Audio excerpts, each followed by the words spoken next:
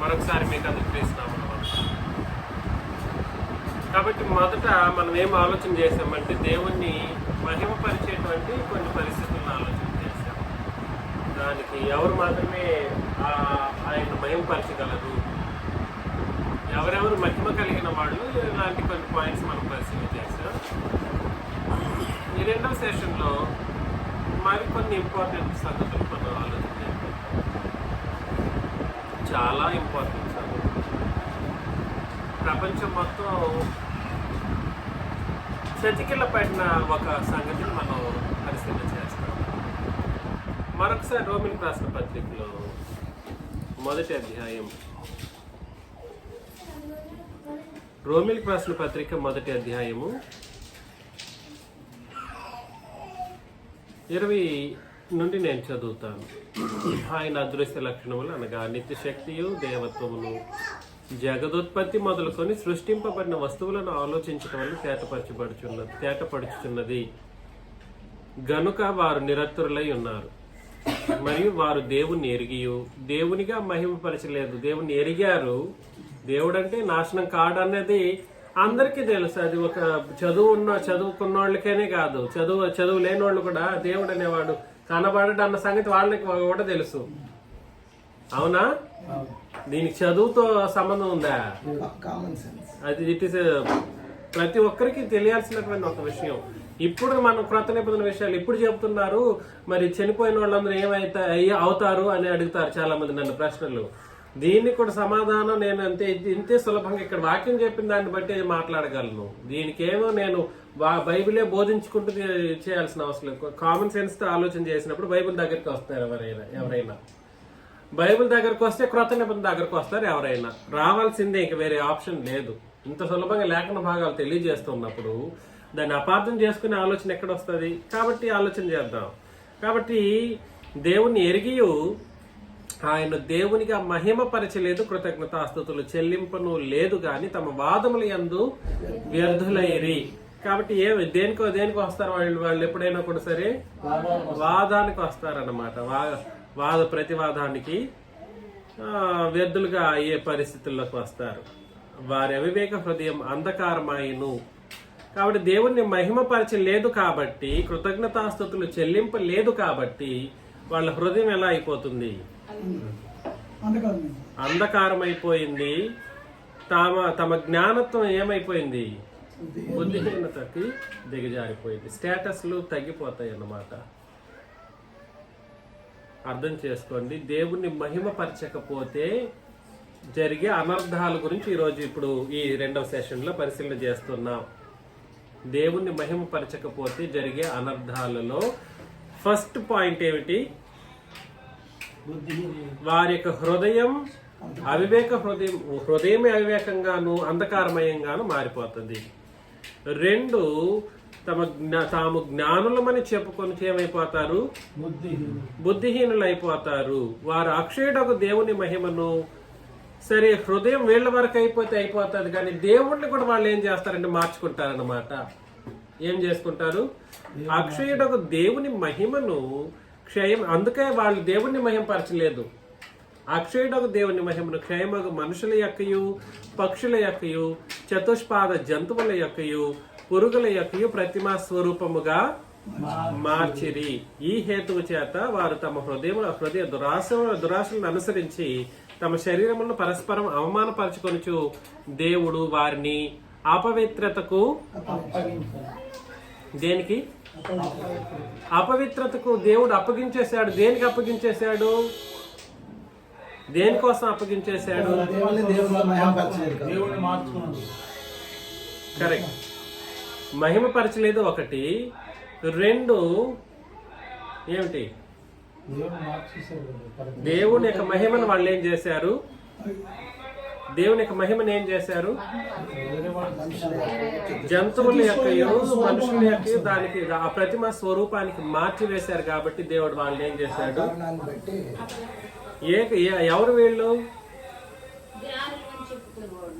ఎవరు వీళ్ళు? బిబ్లికల్ గా ఆలోచన చేసినప్పుడు క్రానాలజికల్ ఆర్డర్ వేలో పరిశీలన చేసినప్పుడు, క్రానాలజికల్ అని అంటే ఆది కాండం నుండి పరిశీలన చేసినప్పుడు, ఆది కాండం నుండి ఈ పితృయుగంలో ఉన్నటువంటి జనాలు ఎవరైతే ఉన్నారో వాళ్ళు, ప్లస్ ధర్మశాస్త్ర కాలం నుండి శిలువ మరణం వరకు, ధర్మశాస్త్ర ప్రారంభం నుండి శిలువ మరణం వరకు ఇశ్రాయేలీలు కాని జనాంగం. రెండు రకాల ప్రజలు, రెండు రకాలు కాదు, వీళ్ళందరూ ఒకటే టైప్ అన్నమాట. ఒక్క ఇశ్రాయేలు ప్రజలు కాకుండా, వాళ్ళు ప్రత్యేకించబడినటువంటి జనాంగం. వాళ్ళు కాకుండా మిగిలిన ప్రజలు ఎవరైతే ఉన్నారో పితృయుగంలో కూడా సరే ఆ పరిశుద్ధమైన ప్రజలుగా ఎవరైతే పిలువబడ్డారో అబ్రహాము, ఇస్సాకు, యాకోబు లాంటి వాళ్ళు కాకుండా మిగిలిన జనాంగాన్ని దేవుడు వాళ్ళ ఇష్టానుసారంగా వదిలిపెట్టేయాల్సిన పరిస్థితి వచ్చేసింది. ఎందుకు అనంటే వాళ్ళు ఈ తప్పులు చేశారు. మొదటి తప్పు ఏమిటంటే దేవుని గురించి ఎరిగి వాళ్ళు దేవుని యొక్క మహిమ, ఆయన మహిమపరచలేదు. ఆయన డైరెక్ట్ గా దేవుని తెలిస్తే ఇంక మరి మహిమపరచాల్సిందే. ఎలాగా? ఆయన అదృశ్య లక్షణములను గుర్తించగలిగి ఎరిగి ఏం చేయాలంటే మహిమపరచాలి. అది మహిమపరచలేదు ఒకటి. రెండు, ఏం చేశారు వాళ్ళు? మనుషుల యొక్కయు, జంతువుల యొక్కయు, పక్షుల యొక్కయు, ప్రాకు పురుగుల యొక్క ప్రతిమ స్వరూపాలను వాళ్ళు ఏర్పాటు చేసుకున్నారు. కాబట్టి వాళ్ళని అపవిత్రతకు, ఆ మాట అండర్లైన్ చేసుకోవాలి. అంతేనా వాళ్ళు చేసిన తప్పు అని అంటే 25 ఇంకా కీలకమైనటువంటి వచన భాగం. అట్టివారు దేవుని సత్యమును అసత్యమునకు మార్చివేస్తారు. ఎట్లాంటి పరిస్థితుల్లో ఉంటారంట? దేవుని మహిమపరచని వాళ్ళు దేవుని సత్యాన్ని కూడా సరే అసత్యానికి. మొన్న నేను చేసిన డిబేట్లలో చేసినటువంటి వాళ్ళు ఎవరైతే ఉన్నారో వాళ్ళకి ఈ మనుషులకి తేడా లేదు. ఎవరికి? కనీసం బొమ్మలు తయారు చేసుకుని ఆరాధన చేసుకుంటారు చూడండి, వాళ్ళకి ఈ దేవుని యొక్క సత్యాన్ని అసత్యానికి మార్చివేసేటువంటి వాళ్ళకి తేడా లేనే లేదు. నాయన క్రొత్త నిబంధన ప్రకారం రక్షణ అని నేను అన్నాను, కాదు పాత నిబంధన కూడా రక్షణకు మూలం అని అన్నాడు. రక్షణ అంటే ఏమిటో తెలియదు. రక్షణ అంటే సున్నతి పాత నిబంధన ప్రకారం. రక్షణ అంటే ఏమిటి? సున్నతి పాత నిబంధన ప్రకారం. మనకు బాప్తిస్మం రక్షణ. ఇప్పుడు రెండు ఒకటి ఎలా అవుతుంది? ఒకటి కాదన్న కనీస అవగాహన తెలియకుండా సత్యాన్ని ఎలా మార్చేశారు? అసత్యమునకు మార్చేశారు. అసత్యమునకు మార్చి సృష్టికర్తకు ప్రతిగా సృష్టమును పూజించి సేవించిరి. దేవదానం గారు లాంటి వాళ్ళు ఏం చెప్పారంటే సేవించడం అని అంటే ఆరాధన కాదని అన్నాడు. సేవించడం అంటే ఆరాధన కాదు అని అన్నాడు. ఇప్పుడు అతను కూడా ఏం చేశాడు? సత్యాన్ని అసత్యానికి మార్చివేశాడు. ఎందుకంటే అక్కడే చెప్పాడు, ఏం చెప్పాడు? సృష్టికర్తకు ప్రతిగా సృష్టమును పూజించి సేవించరు. పూజించి అంటే ఆరాధన. పూజించడం అంటే అర్థం ఏమిటి? ఆరాధన. ఆరాధన చేయడం అంటే సేవించడం అనే కదా అక్కడ చెప్తున్నది. పూజించి సేవించిరి. అర్థమవుతుందా? కాబట్టి అసత్యాన్ని వీళ్ళు ఎంత సులభంగా చెప్పినందుకు వాళ్ళకి ఆనాడున్నటువంటి అన్ని జనులకు, ఏనాడు ధర్మశాస్త్ర కాలంలోని అన్ని జనులకు, పితృయుగంలోని దేవుని ప్రజలు కాని ప్రజలైనటువంటి వాళ్ళకి, ఇప్పుడు సత్యమునకు విరోధముగా అసత్యాన్ని బోధించేటువంటి వాళ్ళకి తేడా లేదు. తేడానే లేదు. కాబట్టి వీళ్ళందరినీ దేవుడు ఏం చేశాడంటే అపవిత్రతకు అప్పగించేస్తాడు. వాళ్ళ గురించి మాట్లాడుతూ చివరిగా అక్కడ చెప్పేస్తాడు. 29 నుండి చదువుతున్నాను చూడండి, 28 నుండి. మరియు వారు తమ మనసులో దేవునికి చోటియ నొల్లకపోయిరి. ఏం చేయలేకపోయారు? దేవునికి చోటియ నొల్లకపోయిరి అని అంటే ఎలాగా? సత్యాన్ని గ్రహించకపోవడం. సత్యాన్ని చెబుతూ ఉన్నప్పుడు సత్యాన్ని అసత్యానికి మార్చివేసిన వాళ్ళు దేవునికి ఎలా చోటిస్తారు? కాబట్టి దేవునికి చోటియ నొల్లకపోయిరి గనుక చేయరాని కార్యములు చేయుటకు దేవుడు భ్రష్ట మనస్సునకు వారిని. కాబట్టి ఇది ఎవరి తప్పు? దేవుడి తప్ప వాళ్ళ తప్ప? దేవుడు అన్యాయస్తుడు అంటారు. దేవుడు అన్యాయస్తుడు ఎలా అవుతాడు? ఇశ్రాయేలీలను మాత్రమే ఎన్నుకున్నాడు, అన్ని జనులు ఆయన విడిచిపెట్టలేదు సుమి. మనం ఎన్నోసార్లు ఆలోచన చేశాం. దేవుడు అబ్రహాముని ఎందుకు ఎన్నుకున్నాడు కాదు, వీళ్ళని బట్టి ఎన్నుకోవాల్సిన వ్యక్తిని ఎన్నుకున్నాడు. ఎవరిని బట్టి? ఆ మనుషుల యొక్క అపవిత్ర కార్యక్రమాలను బట్టి వాళ్ళు దేవుణ్ణి మహిమపరిచినందుకును ఏం చేయబడ్డారంటే, ఎవరైతే కొంత మార్చుకోగలుగుతారో అన్నటువంటి ఉద్దేశం ఎవరిలోనైతే ఉంటుందో వాళ్ళని దేవుడు పట్టుకుంటాడు.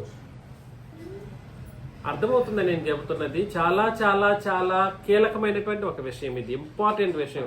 ఎందుకు దేవుడు విడిచిపెట్టడం కాదు, దేవుడు ఎవరిని విడిచిపెట్టడు. అది పితరుల యుగంలో కావచ్చు, ధర్మశాస్త్ర యుగంలో కూడా కావచ్చు. అందుకోసమే యోనా గురించి మనం ఆలోచన చేసే, నినవే పట్టణాన్ని దేవుడు, అది అన్ని జనులకి సంబంధించినటువంటి పట్టణమే,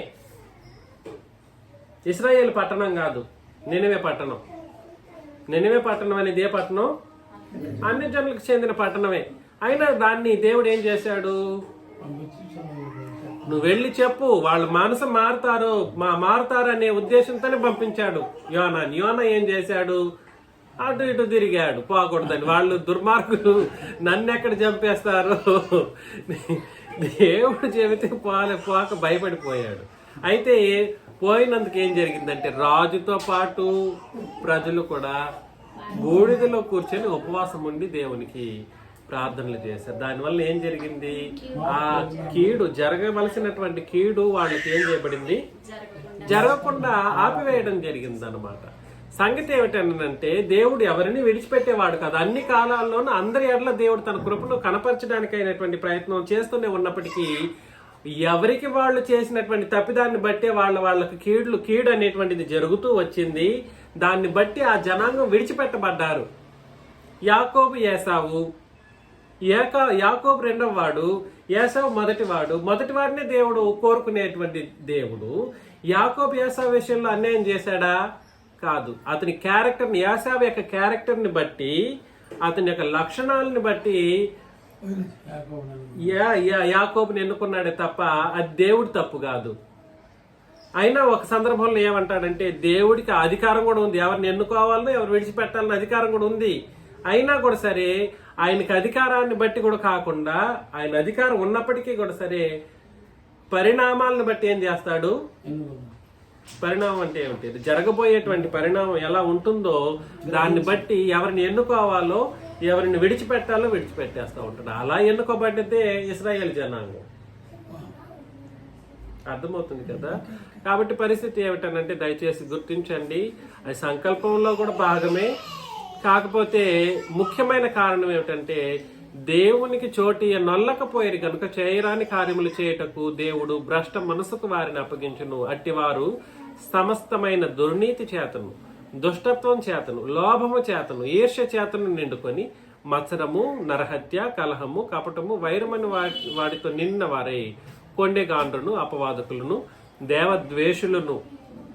దేవుడు అంటే ఇష్టం ఉండదు వాళ్ళకి. దేవద్వేషులు ఎవరు? వాళ్ళు దేవద్వేషులు ఎవరు? తపస్సులు చేయరు, ఏ దేవుడిని నమ్మరు వాళ్ళు. వాళ్ళని ఏమంటారు? నాస్తికులు, నాస్టిక్స్. కాబట్టి దేవద్వేషులను, హింసకులను, అహంకారులను, బింకములాడువారును, చెడ్డవాటిని కల్పించేవారును, తల్లిదండ్రులకు అవిధేయులను, అవివేకులను, మాట తప్పువారును, అనురాగరహితులను, నిర్దయులు. వాళ్ళ దగ్గర దయ కొంచెం కూడా చూడలేరు. ఇట్టి కార్యములను అభ్యసించేవారు మరణమునకు తగిన వారు. ఏ మరణం ఇది? భౌతిక మరణం కూడా కాదు, ఆత్మ సంబంధమైనటువంటి మరణం గురించి. మరణమునకు తగిన వారు అని దేవుని న్యాయ విధిని బాగుగా ఎరిగి ఉండి వాటిని చేయుచున్నారు. ఇది మాత్రమే గాక వాటిని అభ్యసించి వారితో సంతోషముగా సమ్మతించుచున్నారు. ఇది ధర్మశాస్త్ర కాలంలో అన్ని జనులు అనబడినటువంటి వాళ్ళు కానీ, పితరుల యుగంలో దేవుని ప్రజలు కాని ప్రజలైనటువంటి వాళ్ళ యొక్క స్థితిగతులు ఇది. కాబట్టి వాళ్ళ మొట్టమొదటి తప్పేమిటంటే, దేవుడిని ఎరిగి దేవునిగా మహిమపరచకపోవడానికి కారణాన వాళ్ళు ఇంక ఎన్నైనా చేసుకుంటూ పోతూ ఉంటారు. పాయింట్స్ అన్ని రాసుకున్నారు అనుకోండి, చాలా తప్పిదాలు కనబడుతుంటాయి వాళ్ళకి జీవిత విధానంలో. ఇందులో ఏదో ఒకటి మనం కూడా చేస్తూ ఉండొచ్చు లోకంలో, కానీ వాళ్ళకి మనకు తేడా ఉందా? ఉంది. వాళ్ళకి మనకు తేడా ఉందా? ఉంది. ఎందుకనంటే మనం దేవుణ్ణి మహిమపరచడానికి కూర్చున్న వాళ్ళం. వీటిలో ఏదో ఒక చిన్న తప్పు మనం చేస్తుండొచ్చేమో, కానీ వాటన్నిటికీ మనకైతే క్షమాపణ ఉంది, కృప అనుగ్రహించబడింది. అంతే తప్ప మనం విడిచిపెట్టే ప్రసక్తి ఉండదు. మనల్ని దేవుడు విడిచిపెట్టడు. మనల్ని విడిచిపెట్టడు. మనం తప్పు చేసినా కూడా సరే, మనకు క్రీస్తు యొక్క కృపను బట్టి, తండ్రిని దేవుని యొక్క కృపను బట్టి ఏముంటది? క్షమాపణ ఉంటుంది. కానీ వీళ్ళలాగేం చేయరు, దేవుడు విడిచిపెట్టడు. అపవిత్రతకు అప్పగించబడే పరిస్థితి అనేది ఉండదు. అలాగ ఒక వ్యక్తిని చూస్తాం. ఎవరు ఆ వ్యక్తి? ఎవరైనా గుర్తించగలరా? గుర్తుందా? ఒక పెద్ద మనిషి.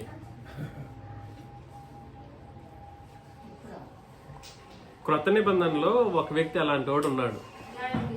నిబంధనలో కాదు, నిబంధన సంగతుల్లో ఆ వ్యక్తి గురించి చెప్పడం జరిగింది. అపోస్తల కార్యములు 12వ అధ్యాయంలో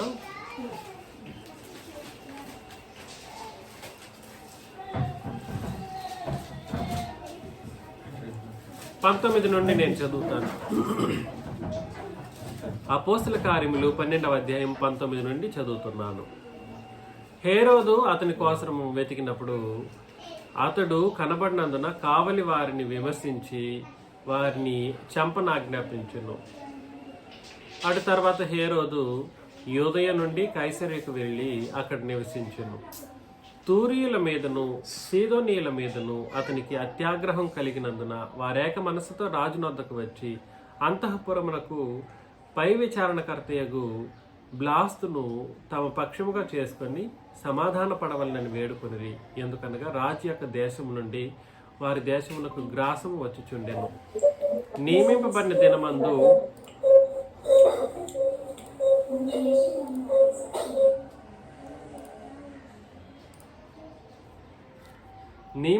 దినమందు హేరోదు రాజవస్త్రములు ధరించుకొని న్యాయపీఠం మీద కూర్చుండి వారి ఎదుట ఉపన్యాసం చేయగా.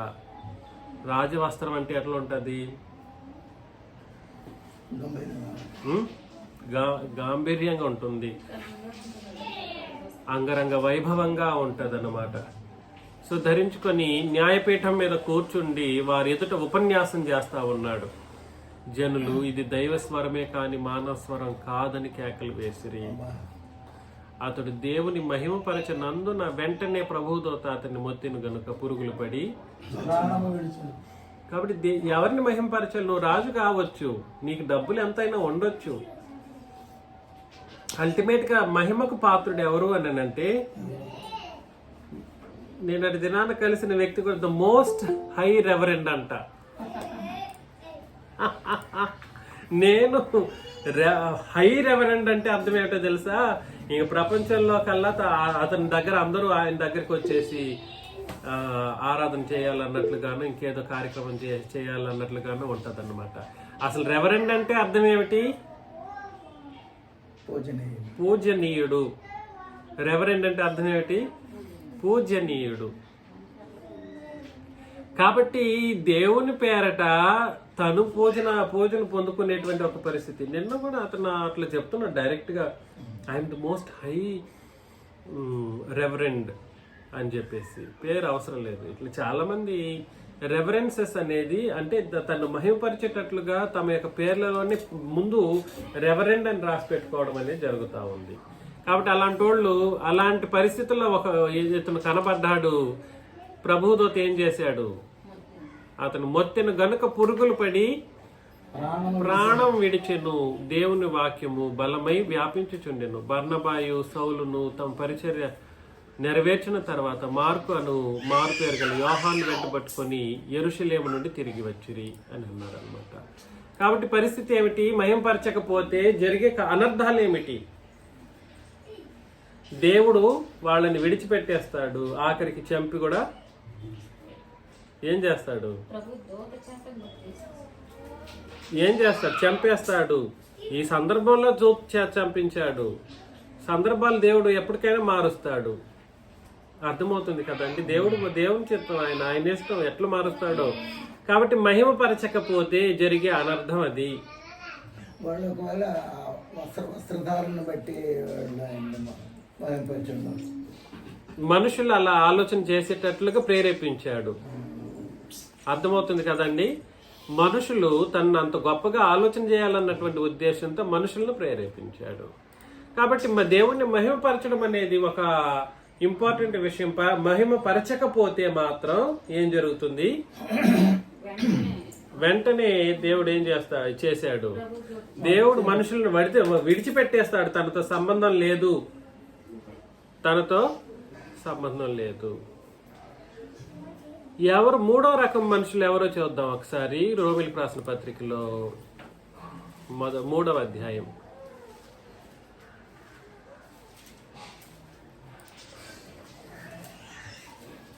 రోమిలికి రాసిన పత్రిక 3వ అధ్యాయం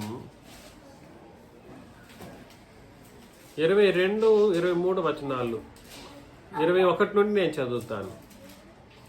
ఇట్లుండగా ధర్మశాస్త్రమునకు వేరుగా దేవుని నీతి బయలుపడుచున్నది. దేనికి వేరుగా దేవుని నీతి బయలుపడుచున్నది? పాత నిబంధనకు వేరుగా. సైలెంట్ లో పెట్టండి. ధర్మశాస్త్రమునకు వేరుగా లేదా పాత నిబంధనకు వేరుగా దేవుని నీతి బయలుపడుచున్నది. అంటే దేవుని నీతి, క్రొత్త నిబంధన నీతి దానికి వేరైనది. దేనికి వేరైనది? పాత నిబంధన నీతికి వేరైన నీతి క్రొత్త నిబంధనలో ఉంది. అది వేరు, ఇది వేరు. దేవుని పాత నిబంధన నీతి వేరు, క్రొత్త నిబంధన నీతి వేరు. దానికి ధర్మశాస్త్రమును ప్రవక్తలను సాక్ష్యం ఇచ్చుచున్నారు. అది యేసుక్రీస్తు నందలి విశ్వాస మూలమైనదై నమ్ము వారందరికీ, అందరికీ అంటే ఎంతరికి? సర్వలోకము, సమస్త సృష్టి, సమస్త జనులు, ఏ ప్రజ అయినా, ఏ లోకంలో మనుషులైనా, ఏ జెండర్ కావచ్చు, థర్డ్ జెండర్ కూడా కావచ్చు. అర్థమవుతుంది కదండి. అందరికీ కలుగు దేవుని నీతి అయి ఉన్నది. కాబట్టి దేవుని నీతి అందరికీ దేవుని నీతి, క్రొత్త నిబంధన నీతి ఇశ్రాయేలీలకే దేవుని నీతి, ధర్మశాస్త్రం వల్ల కలిగే నీతి. అందుకని చెప్పేసాడు 23లో అండర్లైన్ చేసుకోవాలి. చాలా ఇంపార్టెంట్ వచనం. ఏ భేదమును లేదు, అందరూ పాపము చేసి దేవుడు అనుగ్రహించు మహిమను పొందలేకపోతున్నారు అని అన్నాడు అన్నమాట. కాబట్టి పాపం చేసిన వాళ్ళు దేవుడు అనుగ్రహించేటువంటి మహిమను ఏం చేయలేరు. అలాంటి వాళ్ళు దేవుని మహిమను పరచలేరు. కాబట్టి నేనేం చెప్పడానికి ప్రయత్నం చేస్తున్నానంటే, పాపము చేసే వాళ్ళందరూ కూడా సరే దేవుని ఏం చేయరు, మహిమపరచరు. మూడో ప్రజలు వీళ్ళందరూ పాపం గురించి అయినప్పటికీ కూడా సరే ఖచ్చితత్వంతో కూడినటువంటి విషయాలను మనం ఆలోచన చేస్తూ ఉన్నాం. అందులో ఎలా పాపం చేసిన వాళ్ళు అంటే ఎలాగా అని అంటే, ఇక్కడ 2 నీతికి సంబంధించిన విషయాలను మాట్లాడుతూ పాపం గురించి వివరించాడు. ఏ 2 నీతికి సంబంధించి? ధర్మశాస్త్ర నీతికి సంబంధించి, క్రొత్త నిబంధన నీతికి సంబంధించి విధి విధానాలను పలకరిస్తూ మాట్లాడుతూ పాపం చేసినటువంటి విషయంలో వాళ్ళ గురించి మాట్లాడాడు. అంటే అర్థం ఏమిటనంటే, కాబట్టి నమ్మువారు ఆయన కృపచేతనే యేసుక్రీస్తు నందలి విమోచనము ద్వారా ఉచితముగా నీతిమంతులమని తీర్చబడుచున్నారు. పూర్వం చేయబడిన పాపములను దేవుడు తన ఓరిమి వలన ఉపేక్షించినందున. అంటే అర్థం ఏమిటండి? పూర్వం అంటే ఏ కాలం అది? ధర్మశాస్త్ర కాలంలో మనుషులు ఎందరైతే పాపం చేశారో, ఆ పాపం చేసినటువంటి మనుషులు దాన్ని దేవుడు ఓరిమి చేత ఏం చేశాడు? ఉపేక్షించినందున ఆయన తన నీతిని కనపరచవలనని. ఉపేక్షించినందున అంటే అప్పటికి దేవుడు తన నీతిని కనపరిచాడన్నా కాదు. ఆయన తన నీతిని అప్పుడు కనపరచవలనని కాదు. మన దగ్గర అంటే క్రొత్త నిబంధన యుగంలో క్రీస్తు రక్తమునందలి విశ్వాసం ద్వారా ఆయనను కరుణాధారముగా బయలుపరిచును. కాబట్టి ముఖ్యమైనటువంటిది దేవుణ్ణి మహిమపరచడం, దేవుని మహిమను పొందలేకపోవడం అనేటువంటి ముఖ్యమైన కారణాల్లో నిబంధనలు చాలా కీలకమైనటువంటి పాత్ర పోషిస్తుంది. ధర్మశాస్త్ర కాలంలో ఉన్న మనుషులైతే పాపముతోనే కొట్టిమిట్టాడుతూ బ్రతికిపోయారు. తద్వారా దేవుణ్ణి ఏం చేయలేకపోయారు, మహిమపరచలేకపోయారు. క్రొత్త నిబంధన వాళ్ళు మాత్రమే ఇప్పుడు. కాబట్టి పాపముల నుండి విమోచన కలిగించబడిన వాళ్ళు మాత్రమే దాన్ని తండ్రిని ఏం చేయగలరు, సరైనటువంటి విధానంలో మహిమపరచగలరు. ఈ అన్నిటిని కూలంకషంగా చెప్పండి చూద్దాం. ఏమని దీన్ని అర్థం? మొత్తానికి ఏ భేదమును లేదు, అందరూ పాపము చేసినందున పాపము చేసి దేవుడు అనుగ్రహించి మహిమను పొందలేకపోతున్నారంటే అర్థం ఏమిటి? ధర్మశాస్త్ర కాలంలో ఉన్న వాళ్ళు పాపం చేసి దేవుని యొక్క మహిమను పొందలేకపోయారు. అంతకు ముందున్నటువంటి ఇశ్రాయేలు పితృయుగంలో ఉన్న వాళ్ళు అయితేనేమి, అదే విధంగా ధర్మశాస్త్ర కాలంలో అన్ని జనులు అనబడిన వాళ్ళు అయితేనేమి, అందరూ కూడా సరే ఏం చేశారని అంటే పాపము చేసినందునంటే దేవుని నీతి వాళ్ళకి ఆపాదించబడకపోయినందున వాళ్ళు పాపంలో కూరుకుపోయారు. దేవుని మహిమ నుండి ఏం చేయబడ్డారంటే వేరుపరచబడ్డారు లేదా తొలగించబడ్డారు. అయితే క్రీస్తు యేసు రక్తమునందుల విశ్వాసం, ఎప్పుడైతే క్రీస్తు రక్తం సిలువలో కార్చబడిందో ఆ రక్తమునందుల విశ్వాసం ద్వారా ఎవరైతే ఉంటారో, విశ్వాసం కలిగిన వాళ్ళై పాప క్షమాపణ పొందుకుంటారో వాళ్ళకి దేవుని నీతి అనేది అనుగ్రహించబడుతుంది. దేవుని నీతి అనుగ్రహించబడుతుంది. వీళ్ళు మాత్రమే ఏం చేయగలరు, ఏం చేసిన వాళ్ళుగా ఉంటారంటే దేవుణ్ణి మహిమపరిచిన వాళ్ళుగా ఉంటారు. కాబట్టి ఇప్పుడు ఈ పాయింట్ మనకు అర్థం కావాలి. ఏమిటనంటే క్రొత్త నిబంధన ప్రకారం అనగా క్రీస్తు రక్తమునందలి విమోచనం పొందని ప్రతి ఒక్కరూ కూడా సరే, క్రొత్త నిబంధన ప్రకారం బాప్తిస్మం పొందని ప్రతి ఒక్కరూ దేవుణ్ణి ఏం చేయలేదు. కరెక్ట్. చాలా చాలా చాలా ఇంపార్టెంట్ పాయింట్. మొదటి పాయింట్ ఏమిటి? ఎవరు మహింపరచరు? దేవుణ్ణి ఎరిగియు ఆయన్ను దేవునిగా మహిమపరిచిన వాళ్ళ యొక్క స్టేటస్ ఎలా ఉంటుంది అని ఆలోచన చేసామనంటే, వాళ్ళు సత్యాన్ని అసత్యానికి మార్చేస్తారు, వాళ్ళు బుద్ధిహీనులు అయిపోతారు, బొమ్మలను తయారు చేసుకుంటారు, దేవుని యొక్క అక్షయతను క్షయమైనటువంటి వాటికి ఆపాదిస్తూ ఉంటారు. అలాంటి వాళ్ళ యొక్క పరిస్థితి చాలా దారుణంగా ఉంటది. సత్యాన్ని మార్చేస్తూ ఉంటారు, ఇంకా నిర్దయులుగా ఉంటారు, మత్సరము కలహము ఇట్లాంటివి చేస్తూనే ఉంటారు. అలాంటి వాళ్ళని దేవుడు ఏం చేస్తాడు? అపవిత్రతకు అప్పగించేస్తాడు, లేదా అపవాది కూడా అప్పగించేస్తాడు. రెండవ రకం ప్రజలు ఎవరు? రెండవ రకం వ్యక్తి ఎవరు? హేరోదు దేవుణ్ణి మహిమపరచకుండా తన్నే దేవుని స్వరూపంతో మాట్లాడేటట్లుగా, మనుషులు గొప్ప చేసేటట్లుగా మాట్లాడించుకున్నాడు. కాబట్టి ఏమయ్యాడు? ప్రభుదూత మొత్తేసరికి చనిపోయాడు అన్నమాట. కాబట్టి మహిమపరచకపోతే జరిగే అనర్థం అది. మూడవది ఏమిటంటే, మహిమపరిచేటువంటి దేవుని మహిమ కలిగిన వాళ్ళు మాత్రమే ఆయన మహిమపరచడానికి యోగ్యులు. అది ఎలా సాధ్యమవుతుంది? క్రీస్తు యేసు రక్తమునందలి విమోచనం ఎవరైతే పొందారో, అంటే క్రొత్త నిబంధన ప్రకారం మాత్రమే పాపము నుండి క్షమాపణను లేదా పాప పరిహారాన్ని వెదకకపోతే, ధర్మశాస్త్రాన్ని కూడా కలిపేసి ఆ నీతిని ఈ నీతిని కూడా కలిపేసిన వాళ్ళు అందరూ కూడా సరే ఇంకా దేవుణ్ణి మహిమపరిచిన వాళ్ళు కాదు. కాబట్టి మీ బాప్తిస్మం ఏ నిబంధనను బట్టి తీసుకున్నారో ఒకసారి పరిశీలన చేసుకోవాల్సినటువంటి అవసరం ఉంది. ఈ పరిస్థితి మనకు అర్థం కాకపోతే ఖచ్చితంగా ఆ నీతి వేరే ఈ నీతి వేరే అని తేటగా చెప్పేసిన తర్వాత కూడా సరే, ఇంకా 66 పుస్తకాలను బట్టి నేను బోధించబడ్డాను, బాప్తిస్మం తీసుకుంటున్నాను అనే ప్రతి ఒక్కరు కూడా సరే దేవుని ఏం చేయట్లేదని అర్థం. ఆయన కోరిన విధానంలో మహిమపరచట్లేదని అర్థం అన్నమాట. వాళ్ళ యొక్క పరిస్థితి ఎలా అయిపోతుంది?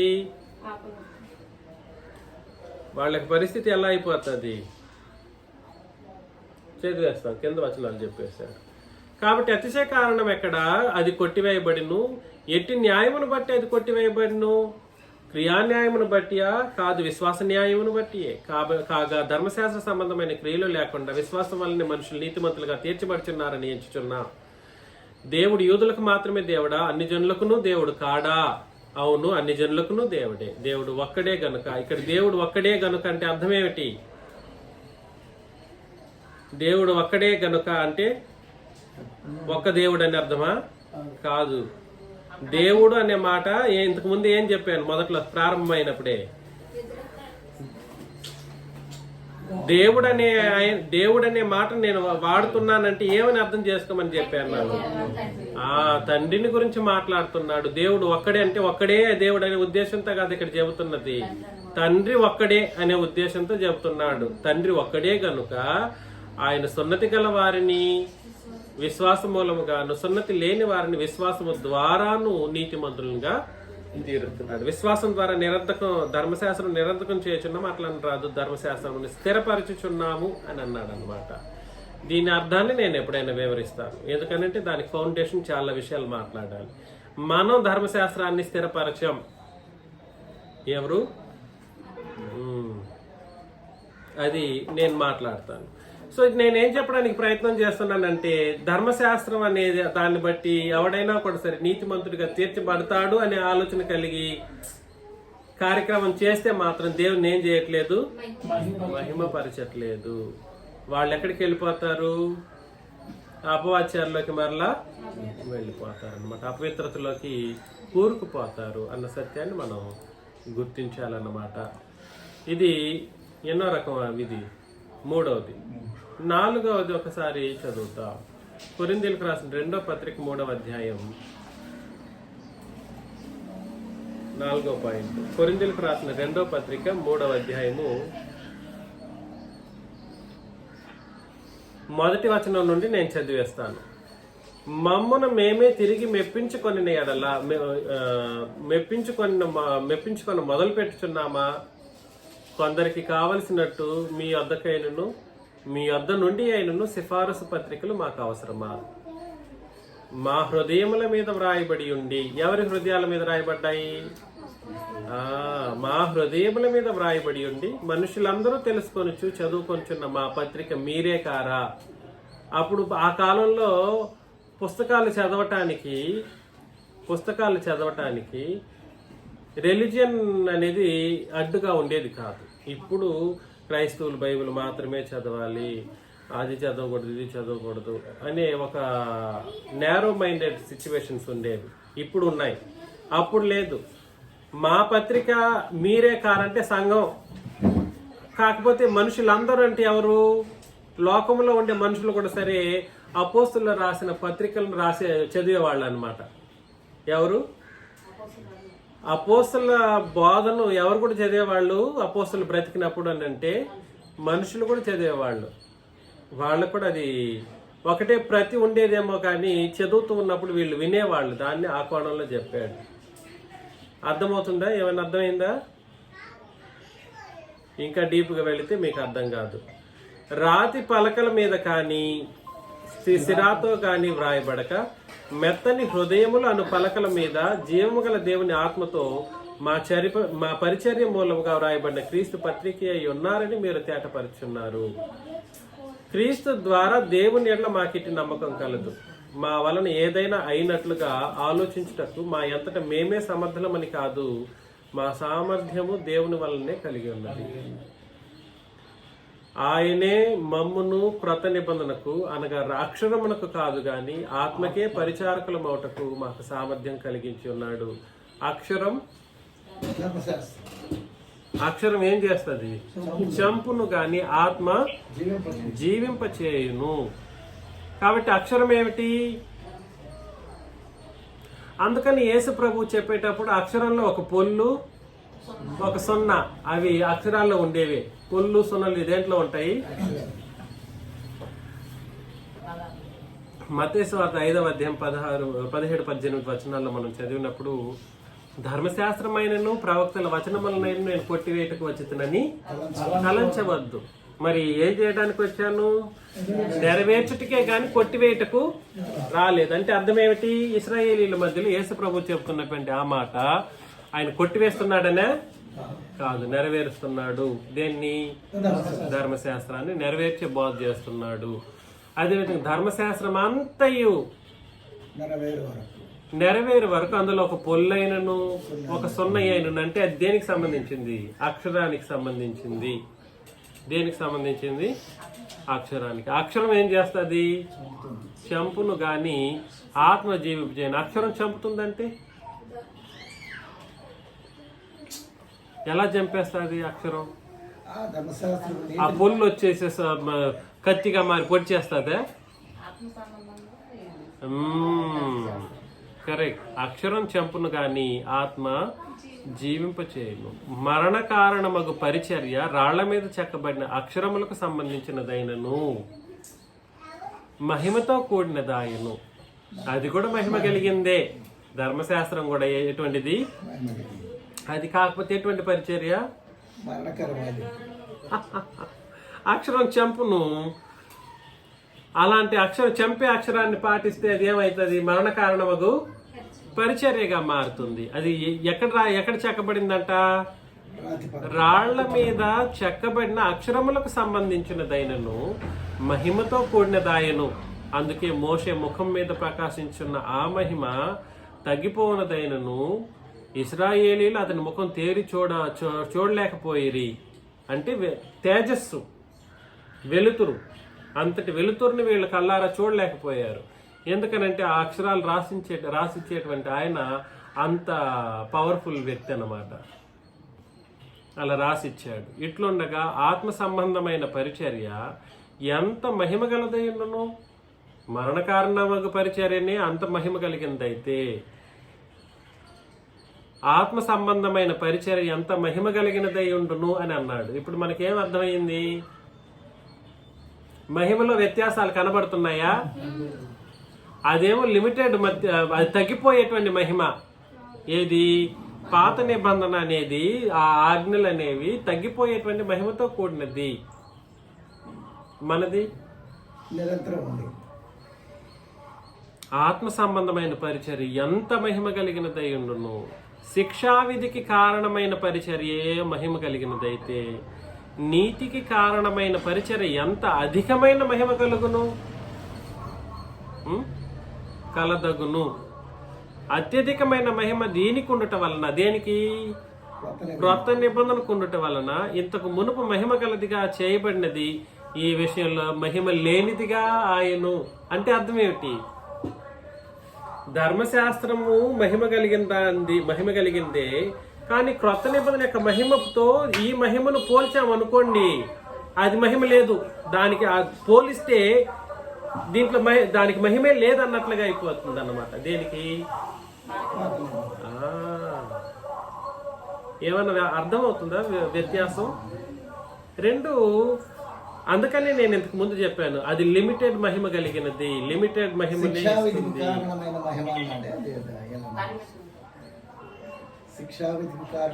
శిక్షావిధికి కారణమైన పరిచర్యయే మహిమ కలిగినదైతే నీతికి కారణమైన పరిచర్య ఎంతో అధిక మహిమ కలదగును అని అన్నాడు.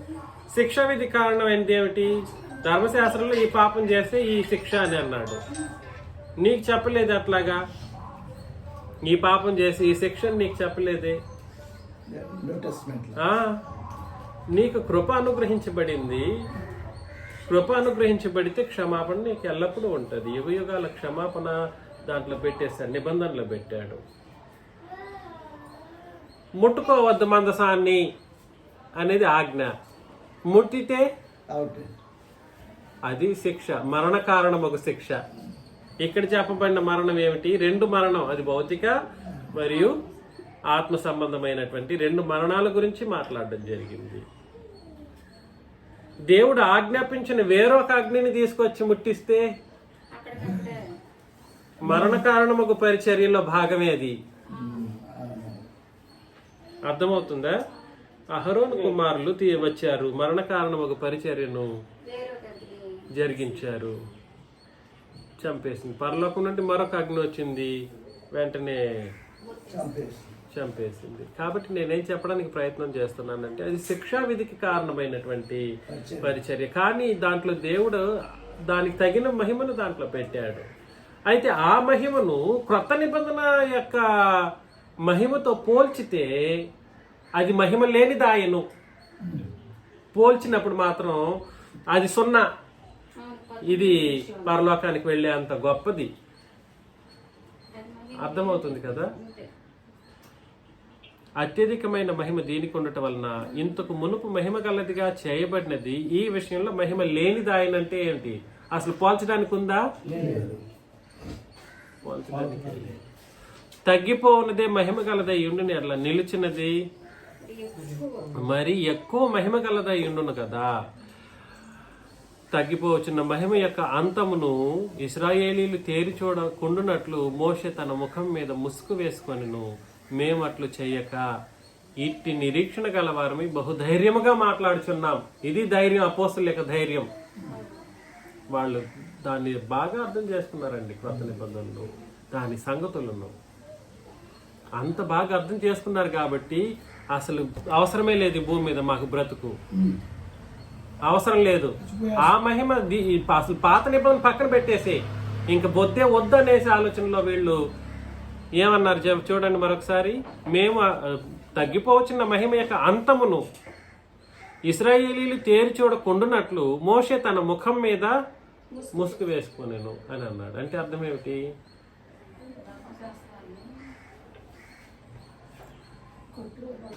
ఇతను ముసుగు వేసుకోకపోతే అతని మొహం నుండి ఏం వస్తా ఉండేది? దానికి కారణం ఏమిటి? ధర్మశాస్త్రం దాన్ని తీసుకున్నాడు కాబట్టి. ఆ మహిమ తగ్గిపోతూ వస్తుంది కాబట్టి అది లాస్ట్ వరకు కంప్లీట్ గా తగ్గిపోయేంత వరకు ముసుగు వేసుకున్నాడు అన్నమాట. తన మొహంలో నుండి విరజిల్లేటువంటి ఆ మహిమ పోయేంత వరకు ముసుగేసుకున్నాడు. ఎందుకంటే వీళ్ళు చూస్తా భయపడిపోతా ఉన్నారు, వీళ్ళు చూడలేకపోతున్నారని చెప్పేసి. ఎప్పుడైతే తన మొహంలో విరజిల్లేటువంటి మహిమ తగ్గిపోయిందో అప్పుడు ముసుగును తీసివేశాడు. అలాగా ఇక్కడ చెబుతున్నాడు. మేము న్యూ టెస్టిమెంట్ ఏదైనా తప్పు చేస్తే క్షమాపణ ఉంది దేవుడు, దానికి క్షమాపణ లేదని మేము అట్లు చేయక ఇట్టి నిరీక్షణ గలవారమై బహుధైర్యముగా మరియు వారి మనసులు కఠినములాయను. గనుక నేటి వరకు పాత నిబంధన చదవబడుతున్నప్పుడు అది క్రీస్తునందు కొట్టివేయబడినని వారికి తేటపరచబడక ఆ ముసుకే ఇంకా అంటే ధర్మశాస్త్రానికి ఇక్కడ చెప్పబడినటువంటి పై వచనంలో తగ్గిపోవచ్చున్న మహిమ యొక్క అంతమును ఇశ్రాయేలీలు తేరి చూడకుండానట్లు. అంటే అర్థం ఏమిటంటే ధర్మశాస్త్రం కూడా ముగిసిపోతుంది. ఈ మహిమ తగ్గిపోతే, ఇతనిలో తగ్గిపోతే ధర్మశాస్త్రం కూడా ఏమైపోతుంది? తీసివేయబడుతుంది, కొట్టివేయబడుతుంది అన్నటువంటి సత్యాన్ని వాళ్ళు గుర్తించగలగాల్సిన పరిస్థితి ఉన్నప్పటికీ వాళ్ళు గుర్తించలేకపోతున్నారు. ఆ నిబంధన, పాత నిబంధన చదవబడుతున్నప్పుడు అది క్రీస్తునందు ఏం చేయబడింది? కొట్టివేయబడినని తేటపరచబడక ఆ ముసుకే. అంటే అర్థం ఏమిటంటే ఇప్పటికీ కూడా సరే పాత నిబంధన బోధించే వాళ్ళు, కలిపి బోధించేటువంటి వాళ్ళకి అది కొట్టివేయబడిన సంగతిని బట్టి కొట్టివేయబడినట్లుగా మనకు అర్థమవుతుందా? మ్యూట్లో పెట్టాలి. మరే దాస్ గారు, మీరే ఎక్కువ డిస్టర్బెన్స్ అవుతుంది.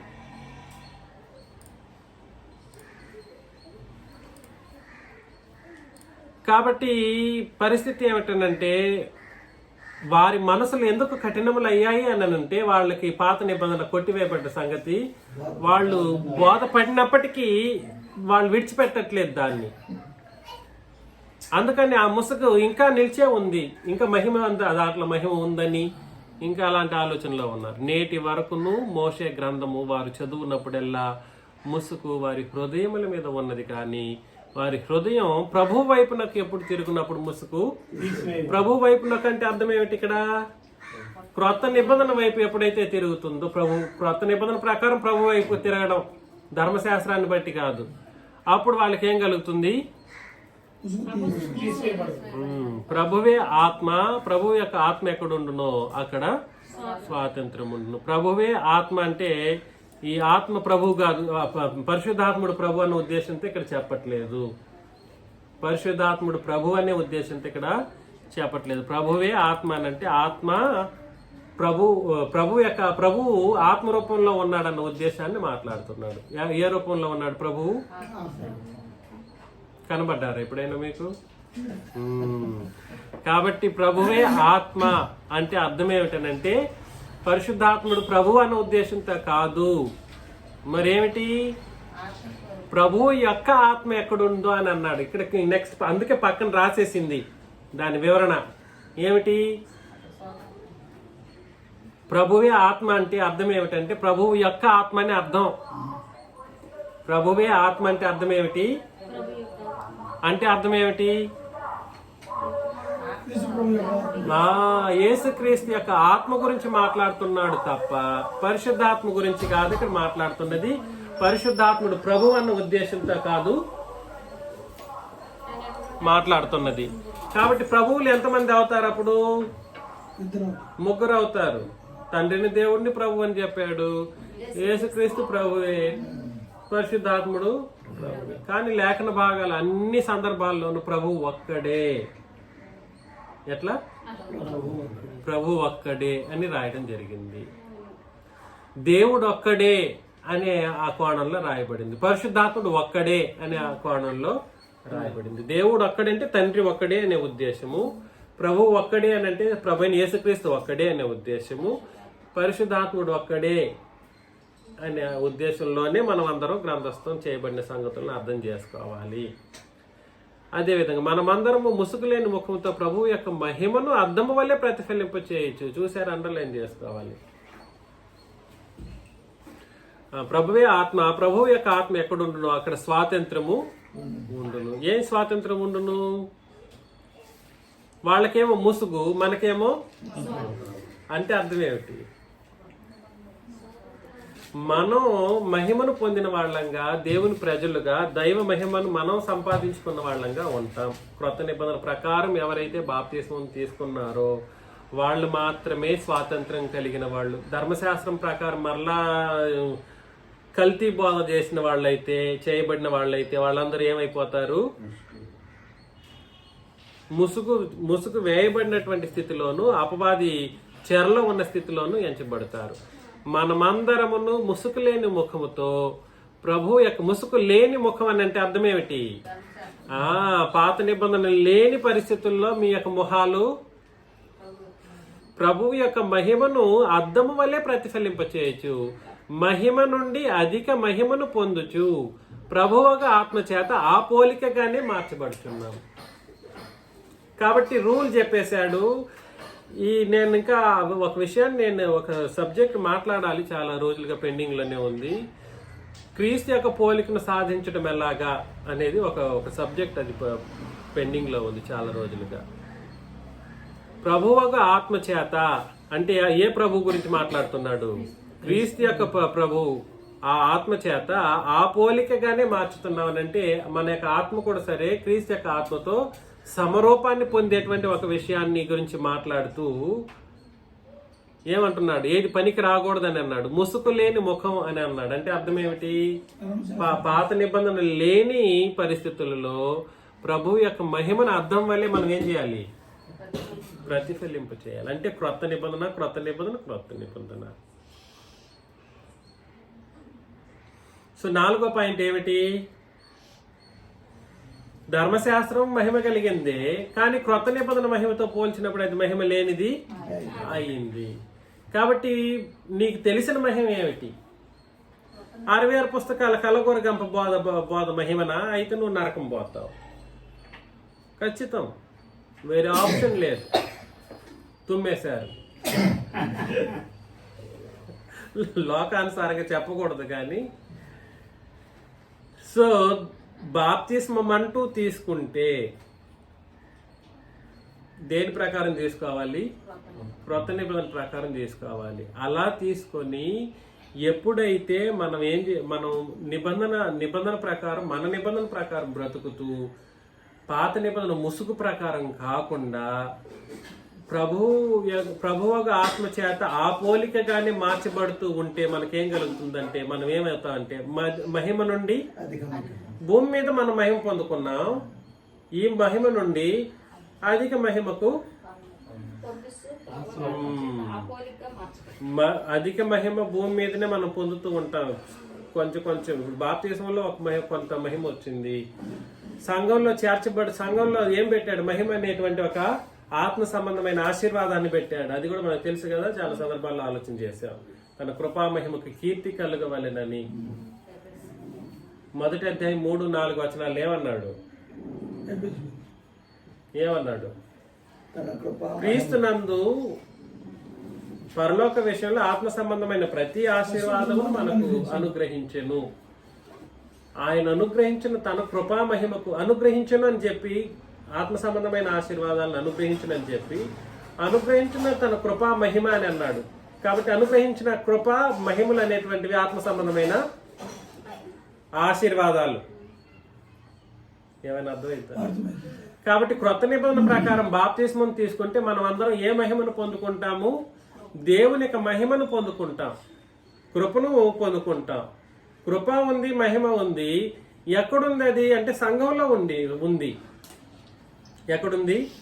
సంఘములో ఉంది. సంఘములో ఉన్నప్పుడు మనం ప్రతి ఆదివారం కానీ లేదా ప్రతి సందర్భాల్లో మనం సంఘంగా కూడుకుంటూ ఉన్నప్పుడు అంతా కూడా సరే, ఇక్కడనే మహిమను మనం స్లోగా పెంచుకుంటూ వెళ్ళిపోతూ చివరికి నిత్య మహిమకు అది ఏం చేస్తుంది అంటే దారి తీస్తుంది. నిత్య మహిమకు దారి తీస్తుంది. 3వ సెషన్ని మరికొన్ని సందర్భం మరి తర్వాత లంచ్ తర్వాత ఆలోచన చేస్తాం. మీకు అందరికి మరొకసారి వందనాలు.